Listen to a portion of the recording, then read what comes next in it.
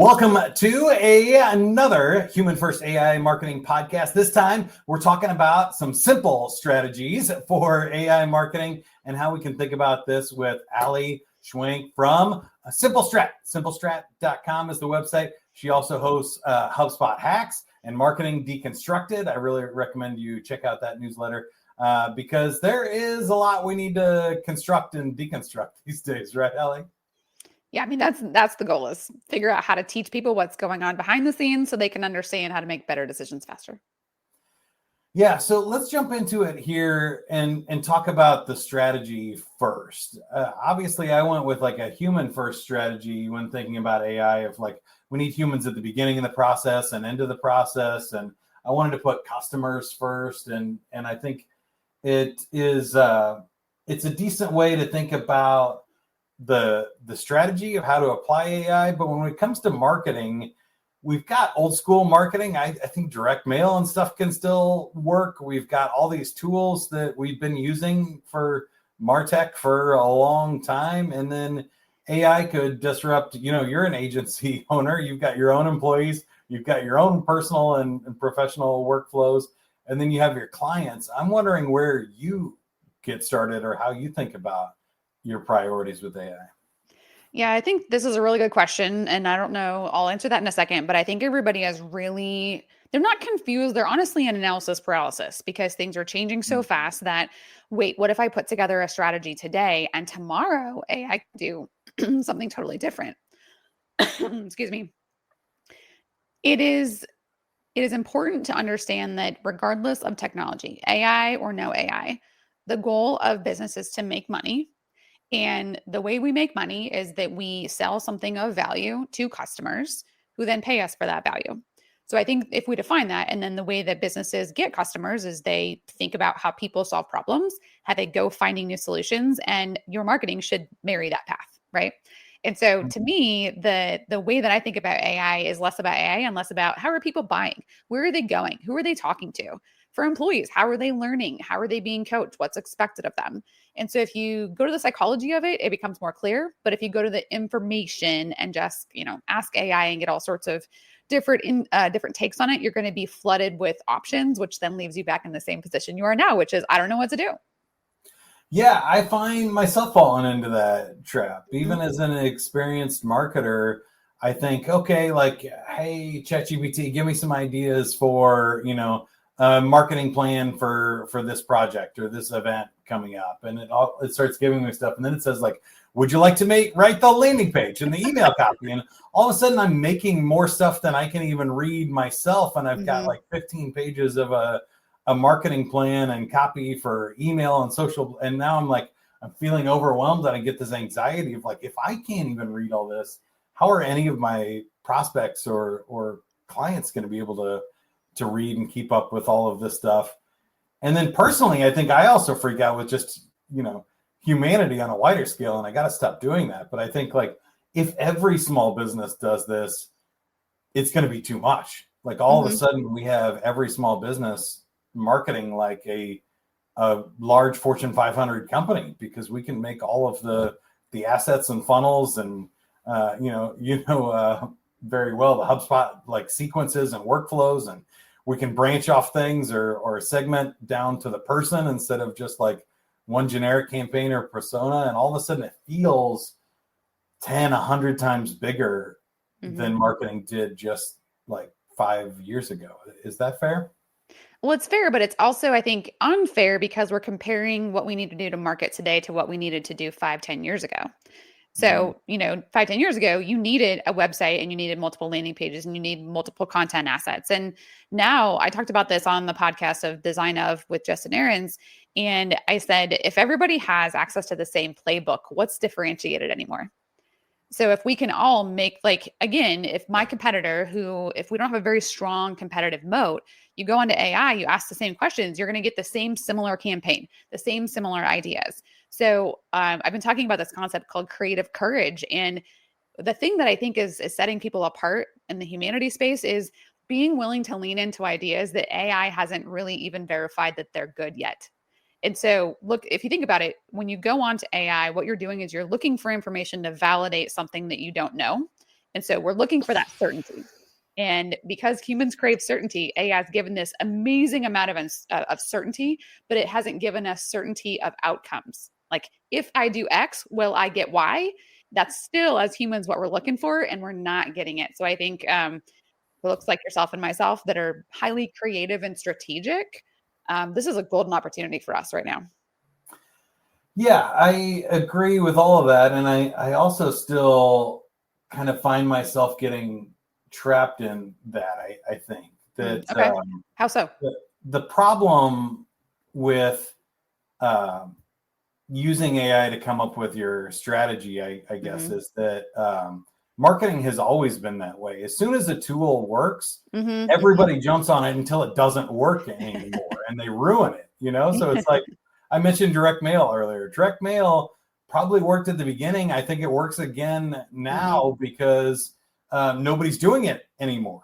Yeah. So I get 1 to 4 pieces of direct mail like a day or a week.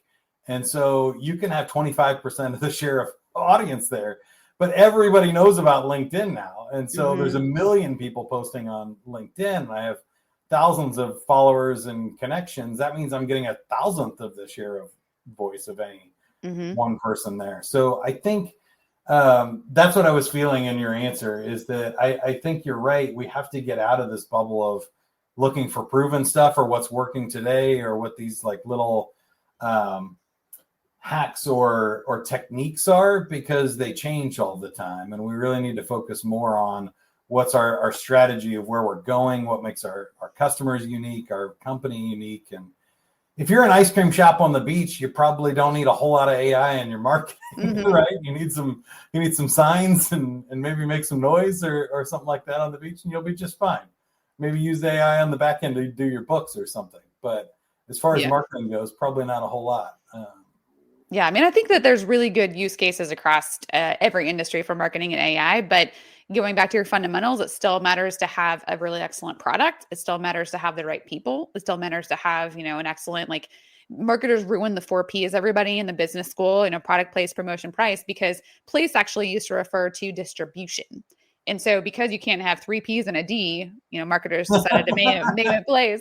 And so because of that, your distribution channels, and that's where that is really where I think this is changing a lot. So distribution and promotion are the two that we typically think of when we think of marketing. And promotion is like the ads and the emails and all of that stuff. But now, I don't know about you, a lot of people are buying products that they were referred to by their friends, not because they didn't do that before, but because we're constantly saying, is this real or is this not? And I can see you right now. And at least right now, I know you don't have an avatar. So I can trust you and know that when Mike says use product XYZ, I've got Mike's, vouch of approval. So it's almost like everyone now has their own good housekeeping seal of approval. And that is one of the biggest fundamental shifts, I think, in our marketing today, whether it's B2C or B2B.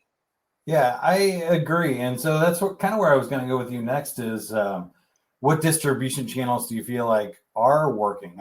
We're seeing this big kind of seismic shift this year of search traffic going down, pay-per-click ads are going up, but now they're not being shown as much. Click-through traffic is different. Like you said before, the funnels and the landing pages and the websites and the SEO was a big part of marketing for the last 20 years. And I maybe we're early on that and it's still going to be fine, or it's still something to do, but even social channels feel like there's more noise than ever. And I like that idea of referral marketing or finding ways to get in front of actual real humans first before we do anything else. But what are you seeing working for yourself and your clients this year? Yeah, well, one of the things that I avoid is wide sweeping generalizations about tactics working. Because if you look at if you and I were marketers in the, let's say, 50s and 60s, we had a small amount of channels available to us, and it was mass marketing. And that's kind of just how it worked. And now if you sit down and ask a room of marketers, what are all the different marketing tactics and channels we have, we'd be there for hours. It's so fragmented. So I think one of the things that is important today is really thinking about niching down and getting in front of the right people with the right message. So Larry Kim was really good at this, the founder of Mobile Monkey and WordStream. Back in the day, he would talk about running ads to people about, let's say, Harry Potter fans that were also SEOs. And so the ad would be if Harry Potter did an SEO strategy, and that would be like the ad. And you target it because the only people that are going to pay attention to that ad are Harry Potter lovers. And I think that sort of creativity and that sort of specificity stands out still. So those paid ads may still work. Now, if you're trying to reach all marketers who might need a marketing automation software, good luck. How big's your budget? And what, you just can't stand out anymore. There's so many. I mean, the landscape is just crazy. So what's working? So, we as a company are continuing to lean into thought leadership, webinars, YouTube. We've got an email newsletter.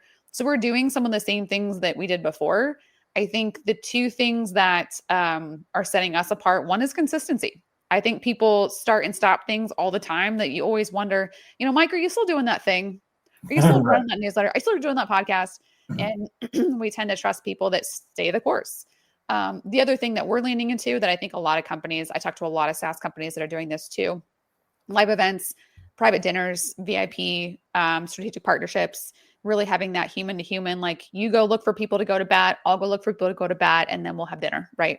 So I think that those, they're small. It's hard to plan for those to scale, but all you need is a couple of really good partners that go in with you on that. So we're seeing a lot of that in the B2B space. Yeah, that's interesting. Tell me more about that a little bit. When you say partners, you're basically co-sponsoring a dinner, a live event? Yeah, I mean, I think one of the things that I'm finding, and maybe this is just my personality too, is I like doing business with people that I like. So, if we tend to have a shared approach to business, or even if we view business a little bit differently, there's plenty of room for all of us to compete in the marketplace today. There's plenty of room.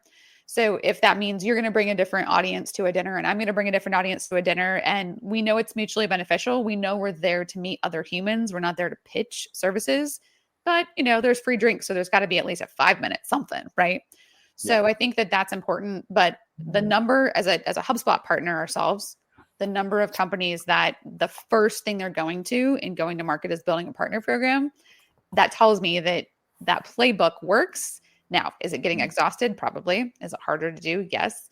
But the reason why they're trying it is because they know that that's scaled for companies, because that trust is inherently built in when you refer a product. Yeah, and the other thing I heard in your strategy there is YouTube and email. I am still a big fan of email because it's an own channel. You get those email addresses. You can decide what to send, who sees it, and at least get some consistent open rate. If it's not great, or at least it's sort of, I think, up to your tactics or strategies, and there's very few gatekeepers there. YouTube is an interesting one. I think it is a cornerstone of thought leadership and a way people are still consuming a lot of content. At least I still do. And I know a lot of people, especially for tutorials that you do. If you haven't checked out HubSpot Hacks, go do that. But what's your thought there? Do you feel like that's maybe a half-owned channel that obviously they can change the rules, but if you're not trying to go viral, you can still build your own audience, or at least host content for free that you can get people to watch. Is that what you're thinking about YouTube? Yeah, I still believe this. I hired my first video editor back in 2012, and that was just ludicrous. Like, what agency had a video editor in-house? Because that was just something that was too expensive. Videos were $10,000. You put them on the homepage of your website and called it good, right? But I think now, so I have a podcast episode with, if you ever heard of Roberto Blake, he's a really big creator, about 160, I forget the number of YouTube subscribers he has. But we talked a lot about YouTube and this kind of myth that it's saturated. And first of all, he gave a lot of numbers that suggest that was wildly untrue. And so it was really reassuring. But the second thing is really reframing. So if you think about this, Mike, if someone said, Mike, you're going to have a room full of your ideal customer, and there's only going to be 50 people in there, but they're all ideal customers, would you be interested in speaking to them for 15 minutes? You would be, foolish to say no. But I think when we get into the world of YouTube, we tend to think of the creators and the millions of views and that kind of stuff. If you have, so we talked to a potential client this morning, they have a dirt and soil testing company. If you're watching soil testing videos on YouTube, you're probably their audience. I'm not going to watch soil testing videos, but the people that watch the videos are their ideal customers. So you need to have a different mindset when you think about YouTube for B2B versus just kind of Mr. Beast style. Yeah, I think there's a big difference between, like I said, the going viral approach and trying to build an audience versus trying to find your niche and your audience. And that's the beauty of YouTube, is that you can subscribe to some weird, obscure channel, with the Legos in my background and stuff. There's a couple of cool creators that I like, but like nobody's ever heard of. It's fine, but they do really cool stuff that I enjoy. That's great. Or, I think that to me is sort of like an SEO strategy too, where I might not ever need your channel or subscribe to it, but that one time that I need to figure out how to build a sequence in HubSpot, I'm going to go find your video there and watch that tutorial. I just moved, so I was, trying to disassemble a treadmill and put it back together. And you're like, you need some YouTube videos. Yep. That's like a very clear use case. And so there's I see 3 different strategies there: the viral one, and the content creator one, then this like niche audience of where we can build a community on YouTube. And it doesn't have to be big. It can be small.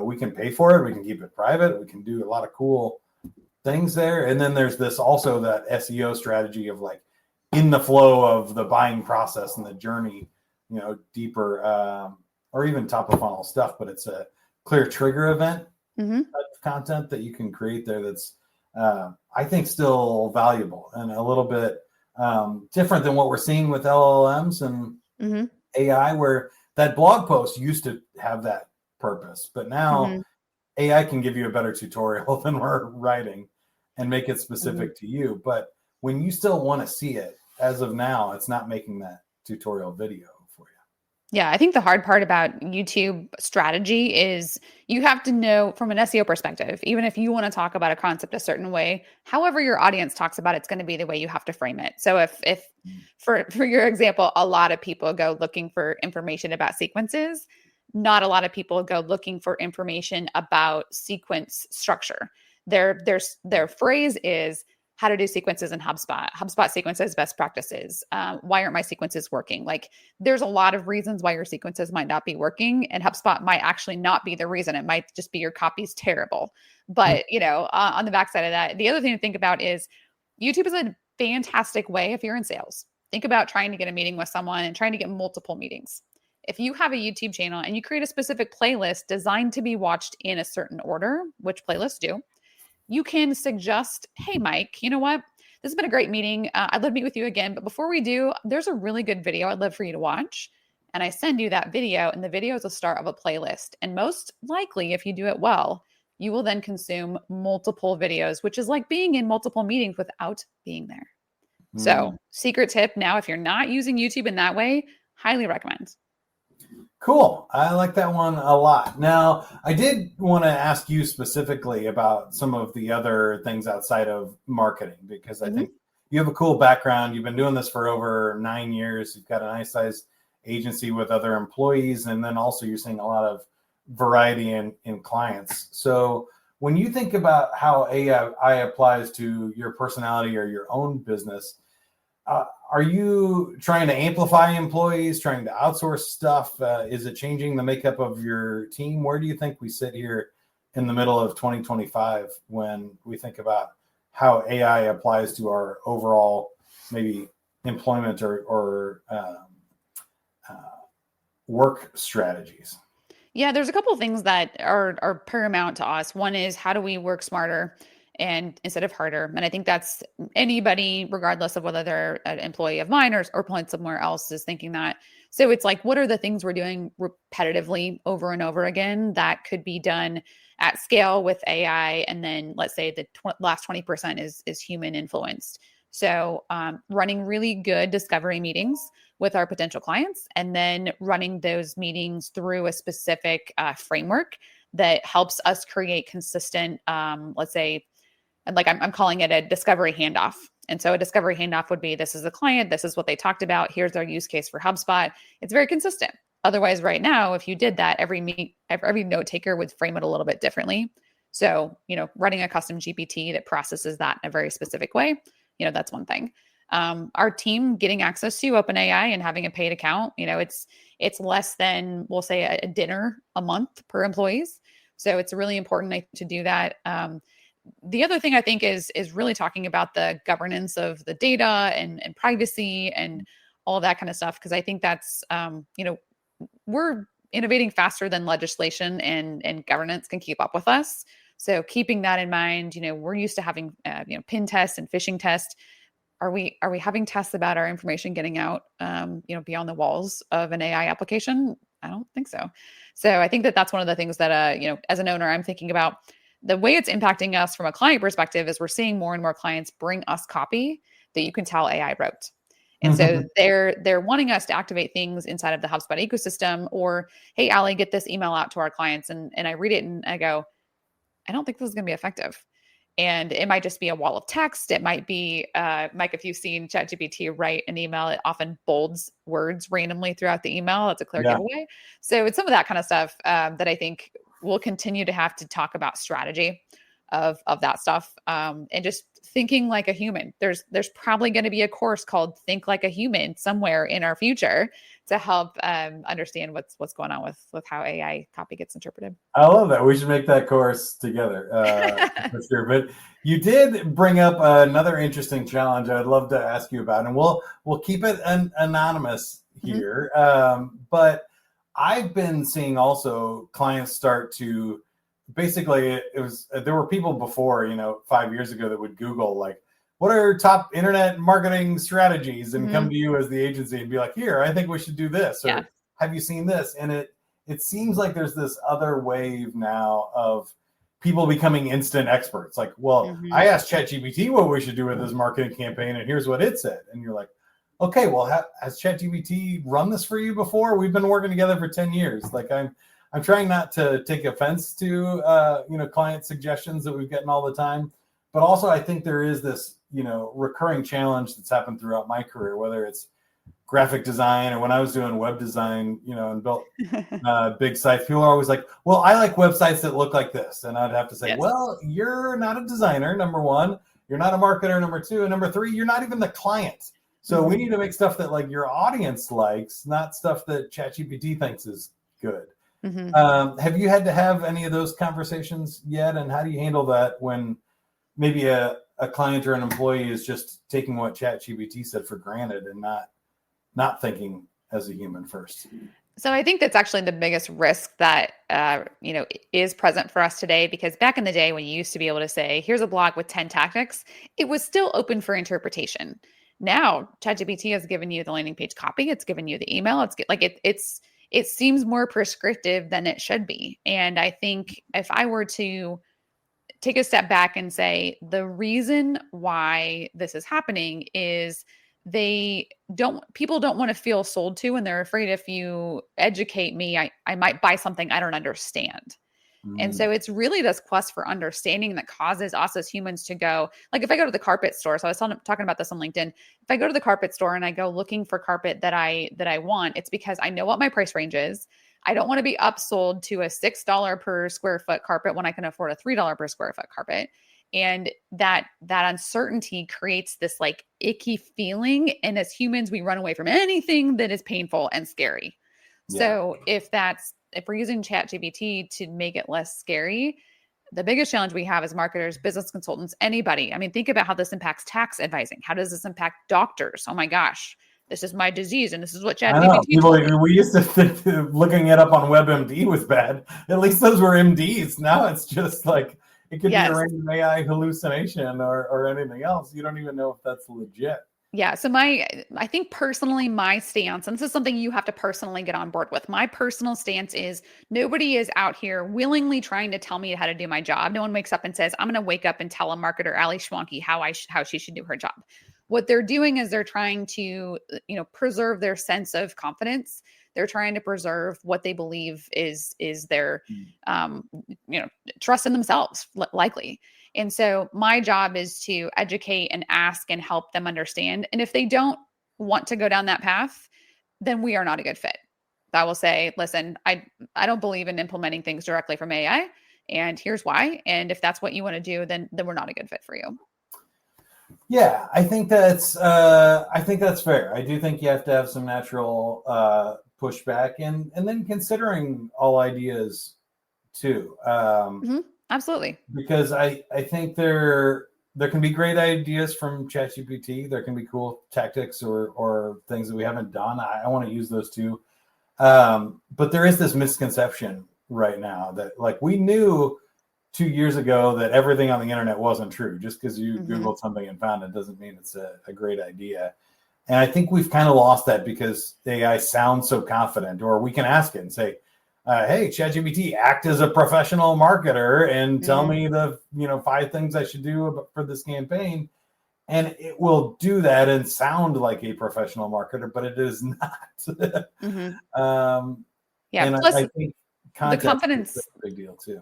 Real quick, I was going to say the confidence that you need to execute with speed are not AI enabled. They are expertise and having seen the same patterns over and over and over enabled. So even if, like, I'll give you an example, I was using ChatGPT to help me code some things, and it wasn't because I was like trying to become a programmer. I was trying to help uncover enough so that I could understand what someone else might be talking about when we reached that conversation.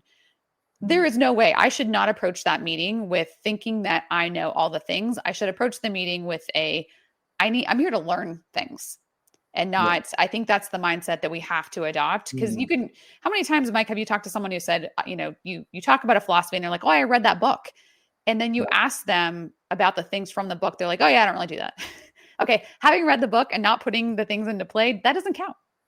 Yeah. Applying the information is a lot more important. I think there's 3 things there that I keep reminding people, and I think it's marketers and clients here is one, there is taste in the strategy, and times change in context. When you got to know when to break the rules and zig or be unique, like you were talking about earlier, that algorithms and AI is not designed to do. It's designed to be mainstream and be safe. So there's also making the individual assets, which is, maybe a third of marketing, but it's not really the important part. The other part is tying these things together with a simple strategy, to use your company name again, to actually get leads out of it or ideal clients at the end of it.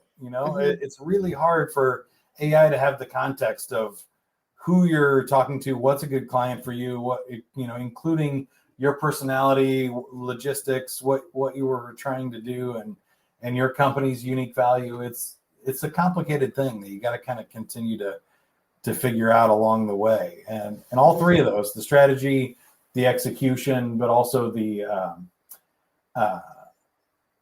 just discernment of like, is this going in the right direction, still has to be done by a human. And those are different workflows or processes, I guess, is what I would say. So my last question for you is, where do you think this is all heading? If you had to predict what marketing looks like in 5 to 7 years, what do you think would be your best guess? Well, I think we're seeing some of this on the consumer side already, and that's going to be, agents making purchases on our behalf and not really having to, quote unquote, deal with the humans behind the scene. I think we're going to see that. So I think we'll see a lot more of that in the sales process. I think we'll see a lot more humans on the customer service side, because I think that that's the area, when you have an issue, commercials make fun of this where they yell into their phone, representative. And so I think that, we often see staffing challenges in our customer service areas because they're overloaded and they're trying to put AI in there to save time and money and whatever. But consumers have so much opportunity to churn because there's so many more choices that I think we're going to see a lot more emphasis being placed on retention as opposed to acquisition, because now, customers can find all the solutions they need. They're going to ask AI for recommendations. They're going to ask their friends, and they kind of want to go use the tool and get into the tools themselves or get into the solutions without having to talk to a human. But I do think we're going to see experiences become one of the most important pieces of the marketing process. So instead of just going to a conference, it's a conference that we hired a very specific singer to come and do a nighttime thing, and the ticket's higher and it's exclusive. And when something becomes available to everybody, what everybody wants is a smaller group of people that understand them. And I think that that's going to become true. And we're going to see a lot more of that as a opportunity to build trust and relationships that result in business. I like that. That sounds like fun and a decent future there too. I may or may not have yelled representative into a phone in the last. I tried that several times. I was trying to refill a prescription. Walgreens, if you're listening, I was trying to refill a prescription to Walgreens, and I kept saying I need to talk to a pharmacist. And the response that I got from the whatever the bot was I'm pretty sure I can help you with anything you need. And I was like, well, then why am I yelling talk to a pharmacist? Yeah. You know what I need your help with? Talking to a real human pharmacist. That's what I need. Exactly. So yeah, I think it's I love AI when it's one of those nice, easy questions, and it's like you can find it up, and it's like, well, here's a suggested help article, and you're like, well, great. I tried that. That didn't work, which is why I now need to talk to a representative, right? Yep. And so yeah, I was chatting representative. Now, how can I help? No, you can help me by getting me to a representative. Yeah, I mean, literally talk to a human. If you don't have that in your AI process of like the word human in any of your chats, immediately bounce out and go into a human queue, you need to do that. Yeah. It was like, great, I just need your customer number. It was like, if I had a customer number, I would have solved my problem already. Like, this is why I need a person. Exactly. And then, side note, on whether you get to the human is actually any smarter than the AI. It's probably I've seen like a 50-50 crapshoot on that, but now we're on a tangent.